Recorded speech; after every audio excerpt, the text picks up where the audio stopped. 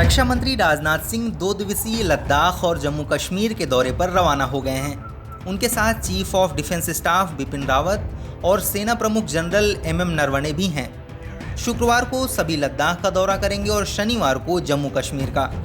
लेह के लिए रवाना होने से पहले राजनाथ सिंह ने बताया कि वो फॉरवर्ड पोस्ट पर जाएंगे और एलएसी पर तैनात जवानों से बात भी करेंगे। साथ ही राजनाथ सिंह सीमाओं पर ताज़ा स्थिति की समीक्षा करेंगे। राजनाथ सिंह सुबह में पैगोंग लेह के पास लुकुंग पोस्ट पहुंचेंगे, फिर लेह एयरपोर्ट पर वायुसेना कर्मियों से बातचीत करेंगे और सुबह 11:30 बजे श्रीनगर के लिए रवाना हो जाएंगे। इससे पहले राजनाथ सिंह जुलाई महीने की शुरुआत में लद्दाख जाने वाले थे, लेकिन अचानक उनका दौरा स्थगित हुआ और प्रधानमंत्री नरेंद्र मोदी पहुंच गए। पीएम मोदी ने लेह जिले के नीमू इलाके में थल सेना, वायुसेना और आईटीबीपी के जवानों से बातचीत की थी। चीन की सेनाओं के बीच 5 मई को हुए गतिरोध के बाद रक्षा मंत्री की यह पहली लद्दाख यात्रा होगी।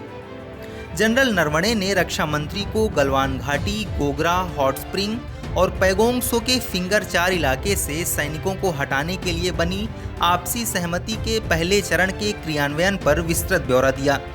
सेना प्रमुख ने किसी भी स्थिति से निपटने के लिए क्षेत्र में भारतीय सेना की अभियानगत तैयारियों के बारे में रक्षा मंत्री को जानकारी दी और साथ ही पूर्वी लद्दाख में वास्तविक नियंत्रण रेखा पर हालात के अलावा अरुणाचल प्रदेश, उत्तराखंड और सिक्किम के सभी संवेदनशील इलाकों में मौजूद स्थिति के बारे में उन्हें अवगत कराया था। विदेश मंत्रालय के प्रवक्ता अनुराग श्रीवास्तव ने कहा कि पूर्वी लद्दाख में सीमा विवाद को लेकर भारत के रुख में कोई बदलाव नहीं है। हम नियंत्रण रेखा का पूरी तरह सम्मान करते हैं और एलएसी पर यथास्थिति में कोई बदलाव मंजूर नहीं होगा। दोनों पक्ष इस बात पर सहमत हैं कि पहले से बनी चौकियों पर सैनिकों की तैनाती की जाएगी।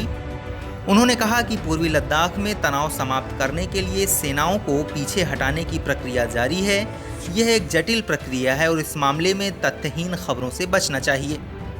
भारतीय थल सेना में पूर्वी लद्दाख में तनाव घटाने पर भारत और चीन के बीच चौथे चरण की लंबी सैन्य बातचीत के बाद कहा कि दोनों देश अपने अपने सैनिकों को पूरी तरह से पीछे हटाने के लिए प्रतिबद्ध हैं। हालांकि यह प्रक्रिया जटिल है जिसका निरंतर सत्यापन करने की ज़रूरत है। थल सेना ने कहा कि भारत और चीनी सेना के वरिष्ठ कमांडरों ने पूर्वी लद्दाख में सैनिकों को पीछे हटाने के प्रथम चरण के क्रियान्वयन की प्रगति की समीक्षा की और क्षेत्र में सैनिकों को पूरी तरह से हटाने को सुनिश्चित करने के लिए आगे कदमों पर चर्चा की।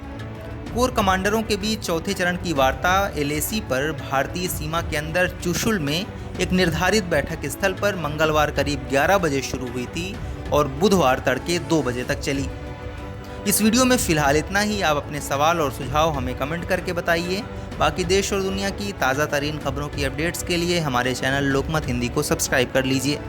अगर आप ये वीडियो फेसबुक पर देख रहे हैं तो हमारे पेज को लाइक और फॉलो कर लीजिए।